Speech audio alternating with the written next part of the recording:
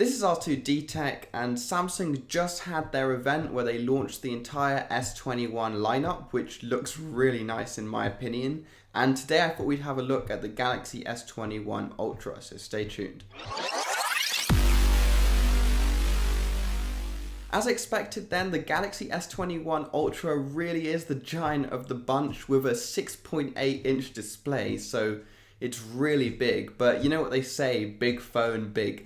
Back on track, the phone does have a really nice premium design, in my opinion at least. So you've got the glass back and display, obviously, but then you've also got an aluminium frame, which, yes, is to be expected. It's not quite stainless steel like you get on the iPhone 12 Pro, but it'll definitely do the job much better than plastic, that's for sure. We have got to address the elephant in the room though, which of course is that massive camera module on the back. And normally this would annoy me, but this year they've done a really good job at blending it in with the phone. So it actually seems like an extension on the side at least of the aluminium frame. It kind of just tapers or fillets, I don't know what the word is. What I'm trying to say is that it doesn't seem like an annoying protrusion on the back of the phone just because of the way it flows on from the frame of the phone. It doesn't seem so ridiculous. The reason it's so big though is because it's housing quite a few cameras and sensors this time round, which are a lot larger than previous years, and in my opinion at least, I'm definitely happy to make that trade-off. So you do get a 108 megapixel primary lens, which needless to say is quite a bit of pixels. That does mean you'll be able to capture quite a lot of detail out of the images on this camera, which is great. And then along with this, you get a handy 10 megapixel 10 times optical zoom lens, which means you'll be able to zoom in up to 10 times without losing detail. I think that's great. They also give you a 3 times optical zoom lens just because they can, I guess. And the final one that they give you is a 12 megapixel ultra wide, which if you ask me is probably the most useful of the bunch, apart from the main camera of course, just because you can get a lot more in your shot. One thing which they also give you, which I thought is important to mention, is a laser autofocus. And I'm not exactly sure how that works, but it does seem to make quite a big difference. This phone in the past has had some issues with focusing in video where it would be quite slow to focus if you put something in front of the lens. And this laser autofocus is there to solve that problem. And from what I've seen, it does seem to do quite a good job at that. Of course, we can't miss out that selfie camera because don't lie, you love taking that cheeky selfie. I see you. And now you can do it in 40 megapixels, which is quite a lot of detail for a selfie, perhaps too much detail. And now for the people that love shooting video on their smartphone, the main camera on the back can film up to 8K 24 frames per second, which is absolutely insane. If I'm not mistaken though, the ultra smooth mode or ultra steady, I'm not sure what they call it, is only up to 4K 60 frames per second. I mean, I say only, it's still really great. And the selfie camera can film up to 4K 60 frames per second as well, which is pretty great actually. Moving on to the display, this time round you're getting quite a neat deal here because it's a 6.8-inch dynamic AMOLED panel, which means the blacks, the contrasts, everything, especially since it's a Samsung panel, are going to be absolutely great. It's also 120 Hz, and one of the main complaints last year was that when you use 120 Hz, it was capped at 1080p resolution. This year they've solved that, so you can use the 120 Hz with 1440p. So there you go, you've got it all. It's a great display. Not to mention that it also has HDR10 Plus and a peak brightness of up to 1500 nits.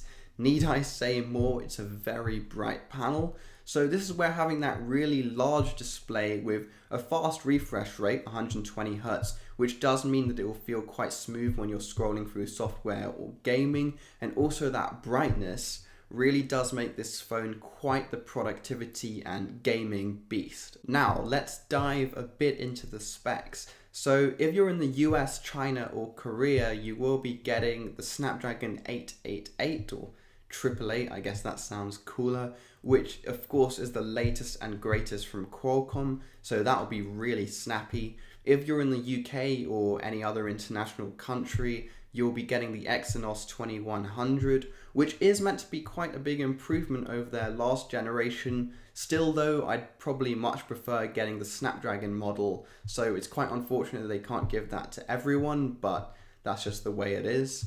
Now, in terms of storage, you can get up to 512 gigabytes, and the RAM option with that is 16 gigabytes, which is a lot of RAM for a smartphone. In fact, that's the exact same amount of RAM which I have on my MacBook Pro, which is pretty insane. Of course, the lower storage options come with less RAM. One of them comes with 12 gigabytes, and I think another one comes with 8.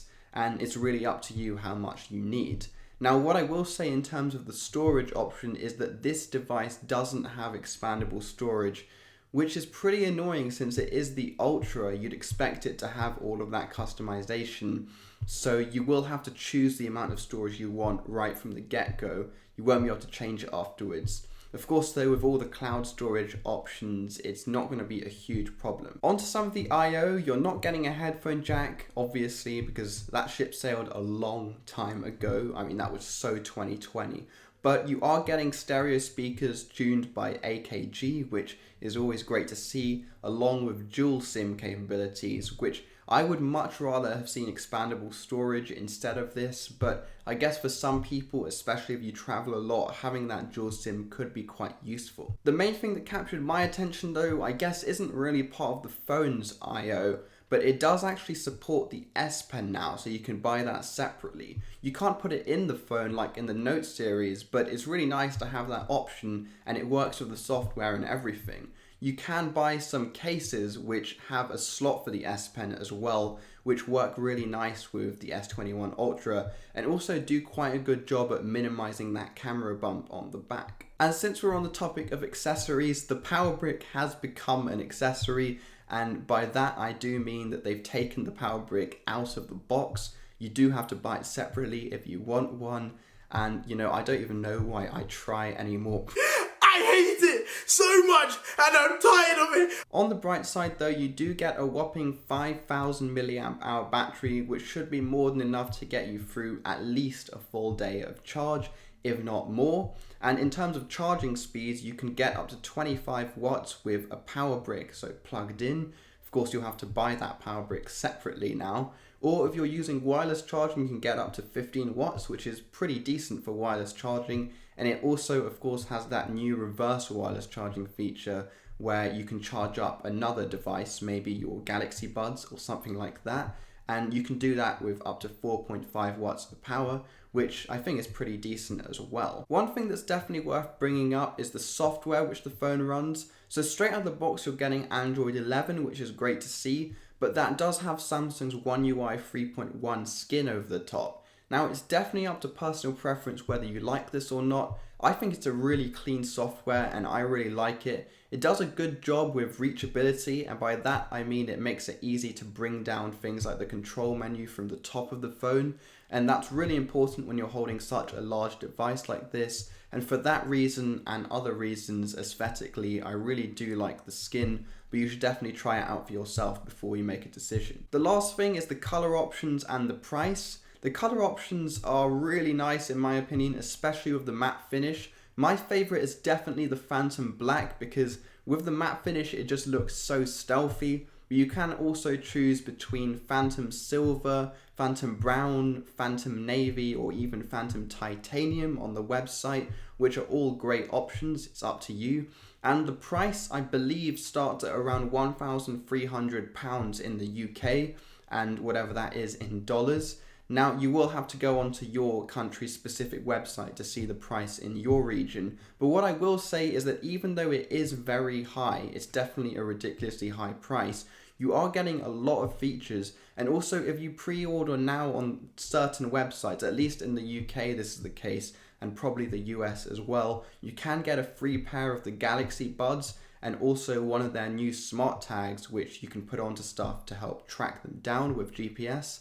and that could potentially be quite a good deal. So definitely take a look at that as well. That's it for this week. If you liked the video, then be a legend and leave a thumbs up. And if you really liked it and want to see more content like this in the future, then smash that subscribe button and notification bell below.